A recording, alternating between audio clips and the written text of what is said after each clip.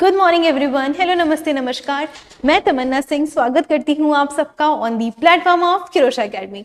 आशा करती हूँ आप सब अपने घर में स्वस्थ होंगे, मस्त होंगे और अपनी अपनी पढ़ाई में व्यस्त होंगे। So with this we are back with a new session of CUET 2026। तो इस वीडियो में मैं प्रोवाइड करने वाली हूँ आपको CUET 2026 के बारे में कंप्लीट इन्फॉर्मेशन। तो जैसा आप सबको पता है कि इस एग्जाम का जो एप्लीकेशन फॉर्म है वो ऑलरेडी रिलीज हो चुका है और आपके पास टाइम लिमिट है सिर्फ और सिर्फ 30 जनवरी तक का। 30 जनवरी एप्लीकेशन फॉर्म को अप्लाई करने की लास्ट डेट है। और अगर आपको जानना है कि ये एग्जाम किसके रिगार्डिंग होता है, क्या पर्पस है इस एग्जाम का, या कौन कौन इस एग्जाम के लिए एलिजिबल होते हैं, कौन इस एग्जाम को दे सकते हैं और कौन नहीं दे सकते हैं, ठीक है, और इस एग्जाम को देने से होता क्या है, तो मैं आपके सारे डाउट्स इस वीडियो में क्लियर करने वाली हूँ। जितने भी आपके CUET एग्जाम से रिगार्डिंग डाउट्स हैं वो सारे डाउट्स इस वीडियो में क्लियर हो जाएंगे। इस वीडियो के बाद आपको दूसरी वीडियो देखने की जरूरत नहीं पड़ेगी। तो चलिए शुरू करते हैं बिना किसी देरी के। तो सबसे पहले ये हमारा है CUET 2026 और इसका फुल फॉर्म होता है CUET का common university, wait, it's not common university, it's actually central university। ठीक है, ये है हमारा सेंट्रल यूनिवर्सिटी एंट्रेंस टेस्ट और ये होता है UG as well as PG के लिए। तो अगर कोई अंडर ग्रेजुएट इसको एग्जाम को देना चाहते हैं तो वो भी इसको दे सकते हैं, और अगर कोई पोस्ट ग्रेजुएट डिग्री के लिए इस एग्जाम को देना चाहते हैं तो वो भी इस एग्जाम में अपीयर कर सकते हैं। Is that clear? अब बढ़ते हैं आगे। CUET है क्या? तो ये हमारा है central university entrance test is a national level entrance exam for admission into UG courses of Central University। तो अगर आपको किसी सेंट्रल यूनिवर्सिटी का अंडर ग्रेजुएट कोर्स परस्यू करना है किसी सेंट्रल यूनिवर्सिटी से, तो आपको इस एग्जाम के लिए अपीयर करना पड़ेगा। ठीक है, state universities, deemed universities and some private universities across India. Is that clear? CUET replaced multiple university entrance exams। ठीक है, तो one exam multiple universities। पहले ऐसा हुआ करता था कि अगर आपको किसी यूनिवर्सिटी में, ठीक है, आपकी कोई ऑलरेडी ठानी हुई यूनिवर्सिटी कि मेरे को इसी यूनिवर्सिटी में एंट्रेंस लेना है, मेरे को इसी दिल्ली यूनिवर्सिटी में जाना है, मेरे को पंजाब यूनिवर्सिटी में जाना है, मेरे को आपको किसी भी यूनिवर्सिटी में जाना है, तो आपको सारी यूनिवर्सिटीज के अलग अलग एग्जाम्स देने होते थे। लेकिन CUET से क्या हुआ है कि आपको अलग अलग यूनिवर्सिटीज के एग्जाम देने नहीं पड़ेंगे, आपको सिर्फ और सिर्फ एक यूनिवर्सिटी का एग्जाम देना पड़ेगा और उस एग्जाम के थ्रू आप जिस भी यूनिवर्सिटी में एंट्रेंस लेना चाहते हैं आप इजीली उस यूनिवर्सिटी में एंट्रेंस ले सकते हैं, एडमिशन ले सकते हैं। ठीक है, तो ये मल्टीपल यूनिवर्सिटीज में एडमिशन का सिर्फ और सिर्फ एक एग्जाम आपको यहाँ पे क्लियर करना है। ठीक है, this is not a job exam. ये किसी जॉब के लिए एग्जाम नहीं है कि आप अगर इस एग्जाम को क्वालिफाई करेंगे तो आप किसी जॉब के लिए एप्लीकेबल हो जाएंगे या किसी जॉब के लिए एलिजिबल हो जाएंगे और आपकी कोई जॉब लग जाएगी। This is not for any job. ये आपका सिर्फ और सिर्फ एडमिशन का टेस्ट है। इससे सिर्फ और सिर्फ आपको एडमिशन मिलेगा जो भी आपकी डिजायर्ड यूनिवर्सिटी है उनके अंदर। ठीक है, अगर हम आगे बात करते हैं कि कोर्सेज CUET के अंदर कौन कौन से कोर्सेज हैं जो प्रोवाइड किए जाते हैं, तो उसमें हमारे पास आता है CUET के अंदर सबसे पहले तो आता है BSc जनरल या BSc ऑनर्स। अगर आप जनरल BSc कर रहे हैं तो भी आप CUET का एग्जाम दे दीजिए, और अगर आपको BSc ऑनर्स करना है तो भी आप इस एग्जाम के लिए एप्लीकेबल होते हैं। अगर आपको BA करना है, BCom करना है, BSc नर्सिंग, कुछ यूनिवर्सिटीज में जो प्राइवेट यूनिवर्सिटीज हैं, कुछ यूनिवर्सिटीज ऐसी है जो BSc नर्सिंग के लिए भी अलाउ करती हैं। अलाइड हेल्थ कोर्सेज जिनको हम पैरामेडिकल कोर्सेज के नाम से भी जानते हैं। ठीक है, integrated UG programs. Important realities, not all nursing colleges accept CUET, only specific central universities do. अगर नर्सिंग आपको करना है आप इस एग्जाम के थ्रू नर्सिंग भी कर सकते हैं, लेकिन सारी यूनिवर्सिटीज जो हैं वो नर्सिंग के लिए CUET को एक्सेप्ट नहीं करती हैं। बहुत सारी यूनिवर्सिटीज ऐसी हैं जो सिर्फ और सिर्फ उनका अलग से जो एग्जाम होता है वही एक्सेप्ट वो करती हैं। Okay, is that clear? जैसे आपको पता होगा RUHS के बारे में, तो राजस्थान की जो यूनिवर्सिटी है नर्सिंग और पैरामेडिकल के लिए RUHS को एक्सेप्ट करती है, लेकिन कुछ यूनिवर्सिटीज ऐसी हैं जो CUET को भी एक्सेप्ट करती है। Is that clear? चलिए नेक्स्ट हम बात करें अगर कि कौन इसमें अप्लाई कर सकते हैं, तो सबसे पहले नेशनलिटी आपकी इंडियन सिटीजन होने चाहिए और साथ ही फॉरेन सिटीजन भी यहाँ पे अप्लाई कर सकते हैं। ठीक है। जेंडर आपका मेल एंड फीमेल दोनों एलिजिबल होते हैं, यहाँ पे कोई जेंडर बायस नहीं है किसी पर सिर्फ मेल या फीमेल है, यहाँ आप दोनों कैटेगरी के जो भी जेंडर हैं वो अप्लाई कर सकते हैं। ठीक है। एजुकेशनल क्वालिफिकेशंस की अगर हम बात करें तो आपकी 12th पास होनी चाहिए, ठीक है, या फिर आप 12th अपियरिंग होने चाहिए, मतलब आपका रिजल्ट जो है वो अवेटिंग होगा तो भी चलेगा, लेकिन अपनी 12th जो है वो आपकी क्लियर होनी चाहिए, या तो पास होनी चाहिए या फिर आपका अपियरिंग होना चाहिए, विच मीन्स रिजल्ट अवेटेड। ठीक है। किसी भी रिकॉग्नाइज्ड बोर्ड से 12th होनी चाहिए। Subjects depend on course choose for BSc nursing related courses, like अब आपको कौन सा सब्जेक्ट चाहिए, आपको कौन सा कोर्स चाहिए, ये आपके सब्जेक्ट पे डिपेंड करता है। लाइक अगर आपने बायो लिया है तो आपको ऑब्वियसली या तो बीएससी मिलेगा या फिर आपको कुछ और दूसरे कोर्सेज मिलेंगे जो बायो से रिलेटेड होते हैं। अगर आपने मैथ्स लिया है तो आपको उसके अकॉर्डिंग कोर्सेज मिलेंगे। आर्ट्स आपकी फील्ड है तो आपको उसके अकॉर्डिंग कोर्सेज मिलेंगे। ठीक है। अब आपका जो बीएससी नर्सिंग के रिलेटेड कोर्सेज हैं उसके लिए आपके पास में पीसीबी होना चाहिए और साथ ही इंग्लिश होना चाहिए। ठीक है। अगर आप बीएससी नर्सिंग के लिए एग्जाम दे रहे हैं सीयूईटी का तो आपको पीसीबी अच्छे से आनी चाहिए और इंग्लिश भी आपके 12th में होनी चाहिए। CUET eligibility course specific plus university specific blind application is equal to mistake. तो आपका जो सीयूईटी है ये इसके जो एलिजिबिलिटी है वो बहुत ही सिंपल और स्पेसिफिक है। ठीक है। आपने जो आपका 12th में सब्जेक्ट था उसके अकॉर्डिंग आपको कोर्सेज मिलेंगे फॉर योर कॉलेज एंट्रेंस। ठीक है। एज क्राइटेरिया अगर हम बात करें तो यहाँ पे यूनिवर्सिटी नॉर्म्स के अकॉर्डिंग जो मिनिमम एज होती है वो होती है 17 years of age and maximum age की कोई अपर एज लिमिट यहाँ पे नहीं है। मिनिमम एज लिमिट है आपकी 17 years and maximum age limit यहाँ पे किसी भी तरह की नहीं है। If any university sets an age limit it will be mentioned separately. अगर किसी यूनिवर्सिटी ने मैक्सिमम एज लिमिट को कुछ क्राइटेरिया पे रखा है तो वो आपकी अलग से सेपरेट कर दी जाएगी। Is that clear? वो आपको एप्लीकेशन फॉर्म जब फिल करेंगे तो वो आप पे क्लियरली मेंशन होगा। अगर आगे हम बात करते हैं सिलेक्शन प्रोसेस के बारे में तो सिलेक्शन प्रोसेस में सबसे पहले आपको online application form application form fill करना है। ये आपकी फिल करने की लास्ट डेट है 30 जनवरी। 3 जन को फॉर्म रिलीज हो चुके थे और 30 जन आपकी लास्ट डेट रहेगी इस एग्जाम में अप्लाई करने के लिए। Is that clear? तो 3 से 30 जन आपके पास टाइमिंग है सीयूईटी फॉर्म के लिए अप्लाई करने के लिए। फिर आपका जो एग्जाम है वो आपका कंप्लीटली रहेगा सीबीटी मोड, जिसे हम कहेंगे ऑनलाइन मोड रहेगा।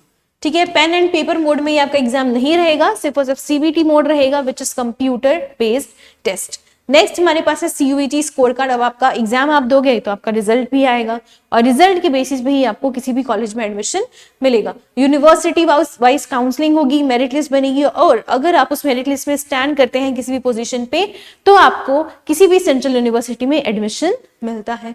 ठीक है। सीयूईटी का एग्जाम कंडक्ट कराने का काम है। CUET conduct counselling, miss counselling, no admission even with a good score. अगर आप काउंसलिंग में पार्ट नहीं लेते हैं और चाहे आपके कितने भी अच्छे मार्क्स हैं तो भी आपको किसी भी कॉलेज में एडमिशन नहीं मिलेगा अगर आप काउंसलिंग में पार्ट नहीं ले रहे हैं।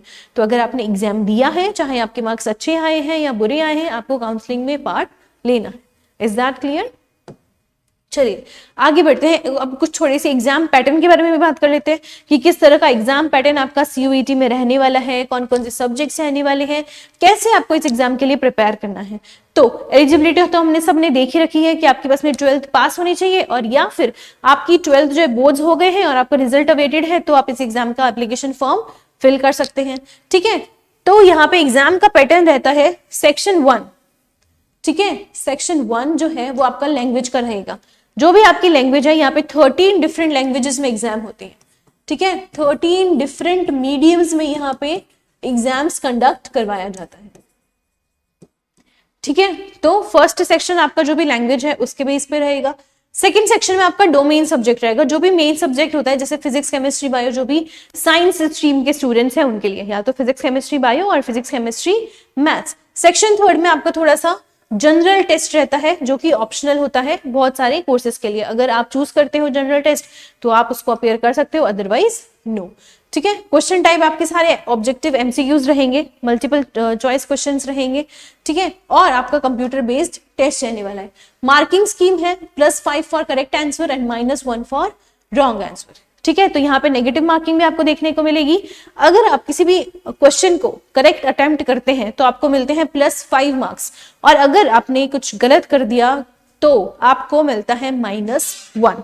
Is that clear? और नो मार्क्स फॉर अनअटेम्प्टेड। अगर आपने किसी क्वेश्चन को अटेम्प्ट नहीं किया है तो आपको किसी भी तरह का मार्क्स नहीं मिलेगा, ना तो नेगेटिव मार्किंग होगी और ना ही आपको पॉजिटिव मार्क्स मिलेंगे। Is that clear? चलिए फिर अगर हम सिलेबस की बात करते हैं तो बायोलॉजी में आपका सेल एंड बायोमोलिक्यूल्स रहेगा, cell division, human physiology, digestion, respiration, circulation, excretion, nervous system and endocrine system. तो ये आपकी कंप्लीटली क्या आ चुकी है, ह्यूमन फिजियोलॉजी आ गई है बायो में। ठीक है, कंप्लीट ह्यूमन फिजियोलॉजी यहाँ प्रेजेंट है। Reproduction, genetics and ecology. ठीक है, तो जेनेटिक्स एंड इवोल्यूशन भी यहाँ पे प्रेजेंट है। फिर हम बात करते हैं केमिस्ट्री की, तो केमिस्ट्री में रहेगा atomic structure, periodic table, chemical bonding, thermodynamics, equilibrium, organic chemistry के बेसिक्स एंड साथ ही बायोमोलिक्यूल्स। तो अगर आप थोड़ा सा देखेंगे तो यहाँ आपका जो भी सिलेबस है वो 11th और 12th दोनों का कंबाइंड रहता है। ऐसा कुछ भी नहीं है कि 12th का जो मैक्सिमम परसेंटेज आपको एग्जाम में देखने को मिलेगा या 11th क्लास का मैक्सिमम परसेंटेज आपको यहाँ देखने को मिलेगा। आपको दोनों का इक्वल वेटेज यहाँ मिलेगा। तो आपको 11th का भी अच्छे से पढ़ना है और 12th का भी अच्छे से पढ़ना है। ठीक है, फिर हम फिजिक्स की बात करते हैं तो यूनिट्स एंड मेजरमेंट सबसे बेसिक चैप्टर है। इस एक चैप्टर को करने से आप काफी सारे चैप्टर्स इजीली कर सकते हो।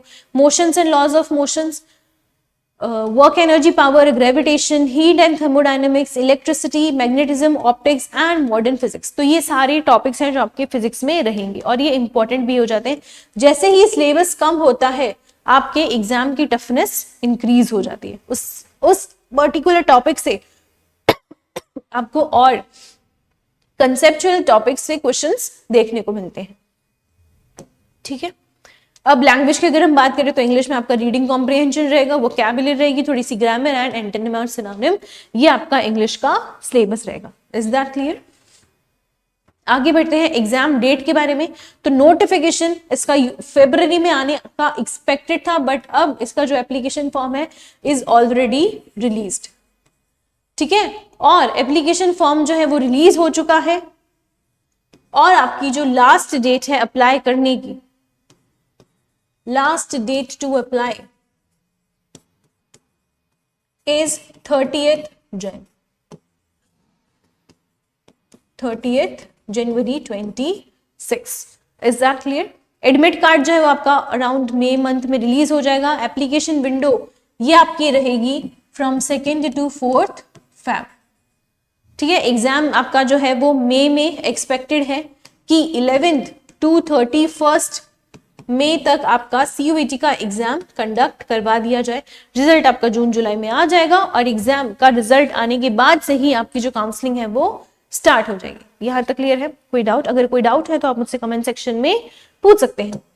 ठीक है, नेक्स्ट हम बात करते हैं कोर्स के बारे में कि क्या कोर्स स्ट्रक्चर रहता है। तो CUET की कोई ट्रेनिंग तो वैसे होती नहीं है, ये कोर्स है जो भी आपके डिप्लोमा कोर्सेज हैं या फिर डिग्री कोर्सेज हैं जो आपको सेंट्रल यूनिवर्सिटी से कंप्लीट करने हैं, तो वो ये चीज आपको ऑफर करती है। तो ट्रेनिंग आपकी या फिर जो आपका कॉलेज ड्यूरेशन है वो डिपेंड करता है कि आपका कोर्स कैसा है, आपकी यूनिवर्सिटी कौन सी है और कॉलेज आपको कौन सा अलॉट हुआ है। ठीक है, जैसे कि अगर हम एग्जाम्पल देखें तो अगर आपको जैसे BSc नर्सिंग करनी है, ठीक है, अगर आपको BSc नर्सिंग करनी है तो आपकी हॉस्पिटल ट्रेनिंग रहेगी और साथ ही इंटर्नशिप रहेगी। तो ये आपका ऑलमोस्ट 4 to 5 years का कोर्स रहेगा। इतना टाइम आपको लग जाएगा BSc नर्सिंग कंप्लीट करने में। और BSc का तो लैब और थ्योरी है, तो अगर आप सिर्फ BSc करते हैं तो आपका ये 3 year का कोर्स रहेगा। यहां तक क्लियर है? फिर हम बात करते हैं सैलरी की। तो ये आपका डिपेंड करता है कि आपकी कैसी कॉलेज है। ठीक है, कैसी आपकी डिग्री है, कैसी कॉलेज है और कौन से फर्दर एग्जाम्स हैं जो गवर्नमेंट वैकेंसीज निकाल रही हैं और उनके लिए उनको एग्जाम्स को आप क्लियर करते हो, इस पर डिपेंड करती है आपकी सैलरी। ठीक है, BSc नर्सिंग की आपकी रहेगी अगर आप प्राइवेट कॉलेज से कर रहे हैं तो 15 to 30,000 और सैलरी आपकी रहेगी अराउंड 45,000 अगर आप किसी गवर्नमेंट कॉलेज से अपनी नर्सिंग को कंप्लीट करते हैं। और BSc आपकी डिपेंड करती है स्पेशलाइजेशन पे, आपने कौन सा स्पेशलाइजेशन कोर्स किया है या फिर कौन सी सब्जेक्ट में आपने अपनी मास्टर्स को कंप्लीट किया है। Is that clear? Admission process आपको रजिस्टर करना है CUET के लिए, आपके जो भी सब्जेक्ट्स हैं उनको सेलेक्ट करना है, एग्जाम आपको देना है, रिजल्ट आएगा, यूनिवर्सिटीज में अप्लाई करना है, काउंसलिंग करवानी है और उसी के थ्रू आपको सीट अलॉट होगी और आपका एडमिशन कंफर्म होगा। तो एग्जाम को तो मिस आउट करना ही नहीं है, चाहे आपको किसी यूनिवर्सिटी में एडमिशन लेना है या नहीं लेना है। अगर आप एग्जाम भी देते हो ना, तो आपका जो रिज्यूमे है वो अपडेट होता है कि आपने एग्जाम को क्रैक किया था। Is that clear? अगर एग्जाम क्रैक हो जाता है ना, तो आपके अंदर एक अलग सा ही थोड़ा सा कॉन्फिडेंस होता है, ये कर दिया मैंने तो मैं और भी कर सकता हूँ, है ना। तो इसलिए एग्जाम में तो आपको अप्लाई करना ही करना है, ठीक है। एडवांटेजेस क्या है, एक एग्जाम से आप बहुत सारी यूनिवर्सिटीज में, जो आपकी बेस्ट यूनिवर्सिटी आपको लगती है, आप बहुत सारी यूनिवर्सिटीज में एडमिशन ले सकते हो, ठीक है। स्टैंडर्डाइज्ड इवैल्यूएशन होगा, एनसीईआरटी बेस्ड सिलेबस रहता है, और एग्जाम का बर्डन कम हो जाता है क्योंकि एनसीईआरटी बेस्ड है और कम ही टॉपिक्स आपके रहेंगे, ठीक है। और ट्रांसपेरेंट प्रोसेस है, सिर्फ और सिर्फ आपको यहाँ पे ये सेंट्रल यूनिवर्सिटीज में एडमिशन मिलने के लिए ये एग्जाम को कंडक्ट करवाया गया है, ठीक है। तो ये कंप्लीट इंफॉर्मेशन थी रिगार्डिंग COET। तो अगर इसके अलावा आपको कोई इंफॉर्मेशन चाहिए तो आप हमें बता सकते हैं कि आपको किस प्रोसेस में हेल्प चाहिए, so we can help out you in that. So with this I hope आपको ये वीडियो काफी इंफॉर्मेशनल लगी होगी और आपके लिए वीडियो काफी हेल्पफुल रही होगी। तो अगर आपके कोई फ्रेंड्स हैं, फैमिली मेंबर्स हैं जो COET एग्जाम के लिए प्रिपेयर कर रहे हैं, so don't forget to share this video with them. So with this thank you and all the very best. मिलते हैं नेक्स्ट वीडियो में, till then take care, bye bye.